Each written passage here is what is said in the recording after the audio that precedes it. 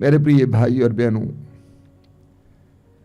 मैंने देखा है जब जीवन में विपत्ति आती हैं, परेशानी आती हैं, दुख आते हैं, अच्छे से अच्छे विश्वासी, अच्छे से मसीही भी हिल जाते हैं, घबरा जाते हैं, परेशान हो जाते हैं, चिंतित हो जाते हैं, लोगों से जाकर बोलने लगते हैं, रोने लगते हैं, उदास होने लगते हैं।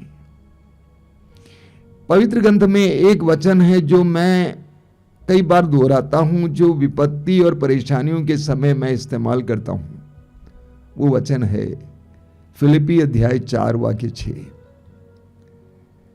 फिलिप्पी अध्याय 4 वाक्य 6 में संत पौलुस कहते हैं, किसी बात की चिंता ना करें, किसी बात की चिंता ना करें, हर जरूरत में प्रार्थना करें, विनय तथा धन्यवाद के साथ अपने निवेदन प्रभु के सामने रखें। जहां तक हो सके मैं इस वचन का पालन करने का प्रयास करता हूं। जब आश्रम या व्यक्तिगत जीवन से संबंधित कोई भी चिंता या फिक्र मन में आ जाती है, तुरंत इस वचन को मैं याद करता हूं और इसका पालन करता हूं। वचन कहता है किसी बात की चिंता ना करें। हमारे जीवन में सबसे पहले चिंताएं आ जाती हैं, क्या होगा, क्या होने वाला है, नौकरी चली गई, पापा गुजर गए, बच्चा बीमार पड़ गया है, अब क्या होगा, हमारे मन में चिंता आ जाती है। पौलुस कहते हैं किसी बात की चिंता ना करें, ये चिंता करना कम करो, उसके बदले प्रार्थना करें। किस तरह की प्रार्थना? विनय तथा धन्यवाद के साथ, नम्रता पूर्वक और धन्यवाद के साथ। क्यों धन्यवाद के साथ? क्योंकि हम विश्वास करते हैं कि प्रभु हमारी प्रार्थना को सुन रहे हैं।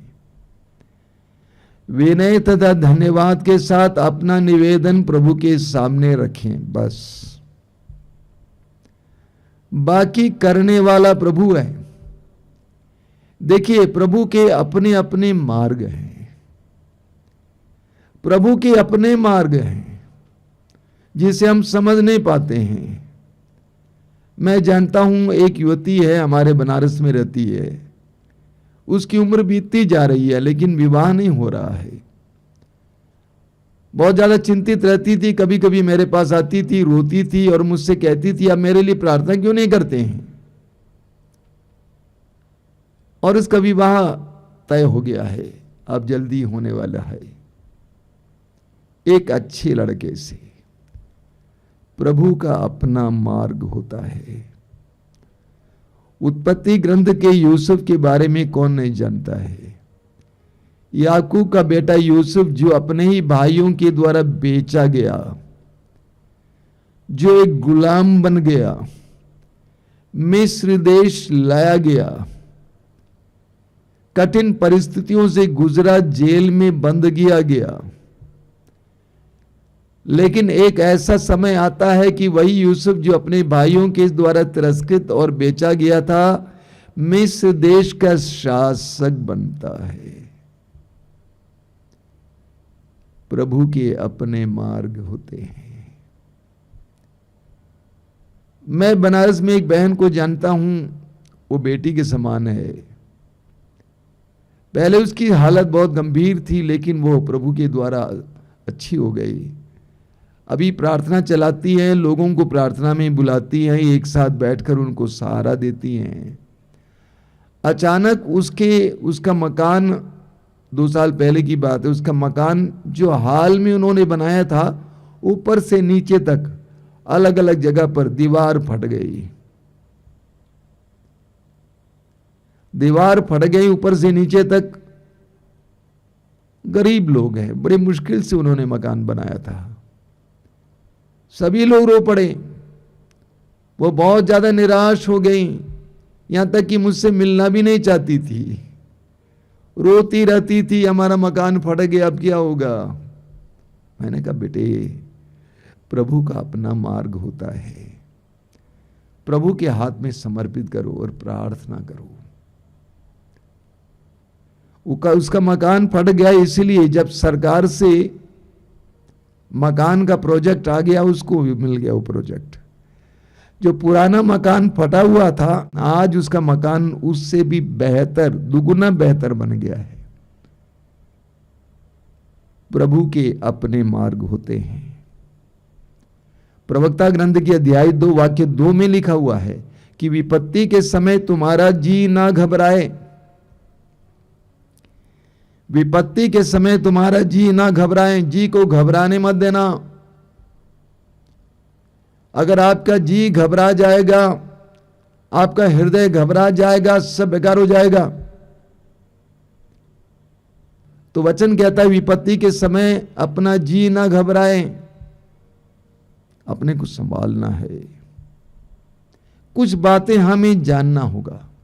सबसे पहली बात यह है कि आपके जीवन में कोई भी घटना नहीं होती है जिसका ज्ञान प्रभु को नहीं है। एक विश्वासी के जीवन में जो जो होता है उसका पूरा ज्ञान प्रभु को है। अगर प्रभु ने आपके जीवन में ऐसा होने दिया तो उसका कोई मतलब है, कोई उद्देश्य है, क्योंकि आपका प्रभु आपको प्रेम करने वाला प्रभु है। इस सत्य को आपको मानना होगा कि गॉड नोस, ईश्वर जानता है कि मेरे जीवन में फिलहाल क्या हो रहा है। इस्यास नबी के ग्रंथ के अध्याय 43 वाक्य 2 बहुत सुंदर वचन है। प्रभु क्या कहते हैं इस्यास अध्याय 43 वाक्य 2 में, जब तुम समुद्र पार करोगे मैं तुम्हारे साथ रहूंगा। जब तुम समुद्र पार करोगे मैं तुम्हारे साथ रहूंगा, जलधाराएं तुम्हें बहाकर नहीं ले जाएंगी। यदि तुम आग पार करोगे तो तुम नहीं चलोगे, ज्वालाएं तुमको भस्म नहीं करेंगी, क्योंकि मैं प्रभु तुम्हारा ईश्वर हूं। और विश्वासी को और मसीह को इस बात का पक्का विश्वास होना चाहिए कि प्रभु जानते हैं कि मेरे जीवन में क्या हो रहा है और प्रभु मुझे प्यार करते हैं। और विश्वासी को इस तरह का अनुभव होना चाहिए। और विश्वासी को यह एहसास होना चाहिए कि मेरा प्रभु जिंदा है, जीवित है। वो जीवित हमारे साथ है। यह एहसास होना चाहिए कि प्रभु हमारे साथ है। जब हम परिस्थितियों से गुजरते हैं जो हमें दुख देने वाली हैं, घबराहट देने वाली हैं, उस समय हमें इस बात को जानना है कि प्रभु हमें प्यार करते हैं और हमारे साथ हैं, जीवित हैं। हग्गाई के ग्रंथ के अध्याय 2 में हम पढ़ते हैं, जब इस्राएली लोग बाबुल के राजा के द्वारा गुलाम बनाए गए और बाबुल ले जाए गए और उनका मंदिर नष्ट किया गया, यरूशलेम मंदिर तहस नहस किया गया, खंडहर बनाया गया। अब कई वर्षों के बाद उन लोगों को अपने देश वापस लौटने के लिए अनुमति मिलती है। जब वे यरूशलेम आते हैं, उन्होंने उस खंडहर को देखा। वे सोच रहे थे कि हम कैसे इसको बना सकते हैं, हमारे पास उसके लिए आवश्यक संसाधन नहीं है, हम कैसे एक भव्य मंदिर का निर्माण कर पाएंगे। तो प्रभु ने क्या कहा, यह प्रभु की वाणी है, निर्माण कार्य प्रारंभ करो, निर्माण कार्य प्रारंभ करो, मैं तुम लोगों के साथ हूं। ये विश्व मंडल के प्रभु की वाणी है। प्रभु ने कहा कि डरो मत, निर्माण कार्य शुरू करो, मैं तुम्हारे साथ हूं। आगे प्रभु कहते हैं, मेरी आत्मा तुम्हारे बीच निवास करेगा, मत डरो। मेरी आत्मा तुम्हारे साथ निवास करेगा, मत डरो, मैं तुम्हारे साथ हूं। परिस्थितियां बिगड़ती हैं तो हमें ये एहसास होना चाहिए कि हमारा प्रभु हमारे साथ है। हमें यह एहसास होना चाहिए कि हमारे प्रभु हमें नहीं छोड़ेंगे, हमें नहीं त्यागेंगे। इब्रानियों के पत्र के अध्याय 13 उसके वाक्य 5 के दूसरे हिस्से में लिखा हुआ है, प्रभु कहते हैं मैं तुमको नहीं छोड़ूंगा, मैं तुमको नहीं त्यागूंगा। मैं तुमको नहीं छोड़ूंगा, मैं तुमको नहीं त्यागूंगा। स्तोत्र 27 के वाक्य 10 में स्तोत्रकार कहता है, मेरे माता पिता मुझे भले ही त्याग दें, लेकिन मेरा प्रभु मुझे कभी नहीं छोड़ेगा। एक ऐसा एहसास होना चाहिए। जीवन में विपत्तियां आती हैं, परेशानियां आती हैं, दुख आ जाते हैं, उन सारे क्षणों में हमें इस बात का एहसास होना चाहिए कि प्रभु हमें नहीं छोड़ेंगे। बिना प्रभु के ज्ञान से कुछ भी नहीं होता है। प्रभु अगर हमारे जीवन में कुछ होने दिया है तो उसका कोई उद्देश्य है, क्योंकि वो हमें प्यार करते हैं, वो जिंदा है, वो हमें कभी त्याग नहीं सकता है। देखिए जकरिया के ग्रंथ में क्या लिखे हैं, प्रभु क्या कहते हैं अध्याय 2 में, उसके वाक्य 9 में लिखा हुआ है, मैं स्वयं उसके चारों ओर आग की दीवार बनकर रहूंगा और अपनी महिमा के साथ उसके बीच में निवास करूंगा। प्रभु कहते हैं मैं स्वयं उसके चारों ओर आग की दीवार बनकर रहूंगा। प्रभु कहते हैं मैं तुम्हारे घर के चारों ओर आग की दीवार बनकर रहूंगा। मैं तुम्हारी प्रॉपर्टी के चारों ओर आग की दीवार बनकर रहूंगा। मैं तुम्हारे चारों ओर आग की दीवार बनकर रहूंगा और अपनी महिमा के साथ उसके बीच निवास करूंगा। एक विश्वासी को इस बात का एहसास होना चाहिए कि प्रभु ने हमें अपने नियंत्रण में ले लिया है। हम प्रभु के प्रेम की परिधि में हैं। प्रभु हमारे चारों ओर आग की दीवार बनकर खड़े हैं और उनका आत्मा हमारे बीच में निवास कर रहा है। एक दृढ़ भरोसा होना चाहिए। जब इस तरह का दृढ़ भरोसा हमारे अंदर होगा तो हम घबराएंगे नहीं। जकरिया का ग्रंथ अध्याय 2 वाक्य 12 में क्या लिखा हुआ है, देखिए कितना सुंदर वचन है। प्रभु कहते हैं तुम मेरी आंख की पुतली, तुम मेरी आंख की पुतली, सावधान जो तुम पर हाथ उठाए तो देखो मैं उन पर हाथ उठाने वाला हूं। जब लोग आपके विपरीत हो जाते हैं, जब लोग आप पर अत्याचार करते हैं, इस वचन को उठाइए, पढ़िए, दोहराइए। जकरिया का ग्रंथ अध्याय 2 वाक्य 12, प्रभु कहते हैं तुम मेरी आंख की पुतली, सावधान जो तुम पर हाथ उठाए देखो मैं उन पर हाथ उठाने वाला हूं। आपको लड़ने की जरूरत नहीं है। आपको लोगों के सहारे की जरूरत नहीं है। आपको लोगों पर भरोसा रखने की आवश्यकता नहीं है, क्योंकि प्रभु कहते हैं कि सावधान जो तुम पर हाथ उठाए मैं उन पर हाथ उठाऊंगा। आप प्रभु की चुनी हुई प्रजा हैं। अगर कोई आप पर हाथ उठाए तो प्रभु उस पर हाथ उठाएगा। राजाओं के दूसरे ग्रंथ में एक बहुत सुंदर उदाहरण हमें मिलता है। राजाओं का दूसरा ग्रंथ उसके अध्याय 19 में, वहां पर हम राजा हेजकिया के बारे में पढ़ते हैं। देखिए इस्राएल के बहुत कम राजा ऐसे थे जो प्रभु के आदेश के अनुसार जीवन जीते थे। पद मिलने के बाद, अधिकार मिलने के बाद वे प्रभु की आज्ञाओं को भूल जाते थे। हेजकिया उन राजाओं में से हैं जो ईश्वर के आदेश के अनुसार जीवन जीते थे, प्रभु की वाणी के अनुसार जीवन जीते थे, प्रभु पर भरोसा रखते थे। उस समय असुर का राजा इस्राएल के एक एक प्रदेश को अपने अधीन करता जा रहा था, और उस समय यूदा का राजा था हेजकिया। अन्य प्रदेश असुर के राजा के अधीन हो गए और उन्होंने समझौता किया, लेकिन हेजकिया असुर से समझौता करने को तैयार नहीं था। असुर के राजा ने एक धमकी भरा पत्र भेजा। यूदा के राजा हेजकिया से कहोगे, पत्र में क्या लिखा हुआ था, तुम अपने ईश्वर का भरोसा करते हो जो तुम्हें आश्वासन देता है कि यरूशलेम असुर के राजा के हाथ में नहीं पड़ेगा। इस प्रकार का धोखा मत खाओ। तुमने सुना है कि असुर के राजाओं ने सब देशों का सर्वनाश किया है, तो तुम कैसे बच सकते हो। एक धमकी भरा पत्र एजेकिया को भेजा जाता है। एजेकिया क्या करता है, वाक्य 14 में लिखा हुआ है, एजेकिया ने दूतों के हाथ से पत्र लेकर पढ़ा। इसके बाद उसने मंदिर जाकर उसे प्रभु के सामने खोल कर रख दिया और प्रभु के सामने एजेकिया ने प्रार्थना की। एजेकिया घबराया नहीं।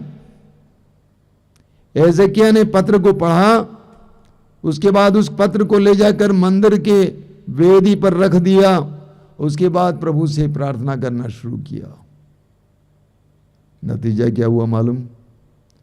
नतीजा ये हुआ, अगली रात को ईश्वर के दूत ने असुर के राजा के सैनिकों के शिविर में प्रवेश किया और 1,85,000 लोगों को मार डाला। असुर का राजा जान बचाकर भाग गया। एजेकिया को लड़ना नहीं पड़ा, प्रभु ने उसके लिए लड़ा। जब दुख, विपत्तियां, विरोध हमारे जीवन में आ जाते हैं, हमें घबराना नहीं चाहिए। हमें उस समस्या को प्रभु के सामने रखना है। किसी बात की चिंता ना करें, हर जरूरत में प्रार्थना करें। विनय तथा धन्यवाद के साथ अपना निवेदन प्रभु के सामने रखें। स्तोत्र 118 कितना सुंदर वचन है। स्तोत्र 118 में लिखा हुआ है, प्रभु मेरे साथ है, मुझे कोई भय नहीं। मनुष्य मेरा क्या कर सकते हैं? प्रभु मेरे साथ है, वह मेरी सहायता करता है। मैं अपने शत्रुओं का डटकर सामना करता हूं। मनुष्यों पर भरोसा रखने की अपेक्षा प्रभु की शरण जाना अच्छा है। शासकों पर भरोसा रखने की अपेक्षा प्रभु की शरण जाना अच्छा है। हम दुख विपत्ति में प्रभु के पास जाएं, घबराए नहीं। स्तोत्र 131 उसके वाक्य 2 में लिखा हुआ है, मां की गोद में सोए हुए दूध छुड़ाए बच्चे के सदृश मेरी आत्मा शांत और मौन है। मां की गोद में सोए हुए दूध छुड़ाए बच्चे के सदृश मेरी आत्मा शांत और मौन है। ठीक उसी बच्चे की तरह मेरी आत्मा मुझ में है। इस्राएल, प्रभु पर भरोसा रखो अभी और अनंत काल तक। उस बच्चे की तरह जो दूध छुड़ाया हुआ है, मां के गोद में शांति से सोता है।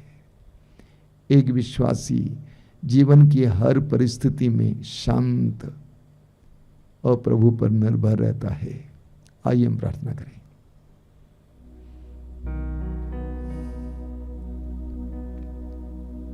प्रभु धन्यवाद देता हूं इन पलों के लिए, इस सुंदर समय के लिए धन्यवाद देता हूं यीशु। मैं जानता हूं कि तू हम लोगों को संबोधित कर रहा था। तू हमसे कह रहा था, घबराओ मत, तुम्हारा जी ना घबराए, ईश्वर पर विश्वास रखिए। प्रभु यीशु हर एक भाई बहन को कृपा दीजिए, जीवन की हर परिस्थिति में तेरे पास आने,